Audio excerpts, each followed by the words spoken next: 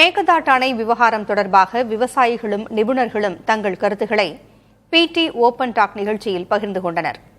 அதில் ஒரு பகுதியை தற்பொழுது பார்க்கலாம். தமிழ்நாடு சட்டமன்றத்தில் கொண்டு வந்திருக்கக்கூடிய தீர்மானம் மாண்புமிகு முதலமைச்சர் ஜோசப் விஜய் கொண்டு வந்த தீர்மானம் கரெக்ட். ஆனால் எதிர்க்கட்சி தலைவராக இருந்த உதயநிதி ஸ்டாலின் ஒரு திருத்தத்தை கொண்டு போறாரு. அந்த திருத்தம் என்னவென்றே சொல்லாம உடனே முதலமைச்சர் அதை ஏத்துக்கிட்டு திருத்தத்தோட அந்த தீர்மானம் நிறைவேற்றப்பட்டது அங்க கேள்விக்குரியாது. அந்த திருத்தம் ஏற்புடையதா இருக்குன்னு நினைக்கிறீங்களா? ஏற்புடையது அல்ல. அந்த திருத்தம் தேவையில்லைன்னு சொல்றேன். இது வழக்குகளையும் விசாரிச்ச உச்சநீதிமன்றம் 2018 இறுதி தீர்ப்பை கொடுத்து இந்த தீர்ப்பு அடுத்த 15 ஆண்டுகளுக்கு நடைமுறையில் இருக்கும் என்று சொன்னதுக்கு பிறகு மீண்டும் ஒரு நதி எப்படி ஏன் ட்ரிபுனல் வேணும்? இது எங்கேயுமே கேள்விப்படாத ஒன்று. அணைக்காக ஒரு தீர்ப்பாயம் என்பது தேவையில்லை. உச்சநீதிமன்ற தீர்ப்பு தெளிவா இருக்கும் போது இந்த சட்டமன்றத்தில் இயற்றப்பட்ட அந்த திருத்தத்தோடு வந்த தீர்மானம் தேவையில்லை.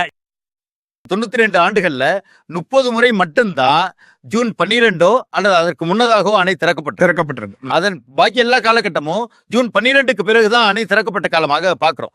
இன்னொன்று கூடுதலாக 92 வருஷத்துல 67.16 TMCக்கு மேல உபரியாக நமக்கு தமிழ்நாட்டு எல்லைக்குள்ள வந்தது வந்து பாத்தீங்கன்னா 18 ஆண்டுகள் மட்டும்தான் வந்திருக்கு. 0ல இருந்து 10 TMC வரைக்கும் உபரியா இங்க வந்த தண்ணீர் எவ்வளவு அப்படின்னு பாத்தீங்கன்னா ஒரு 26 ஆண்டுகள் வந்திருக்கு.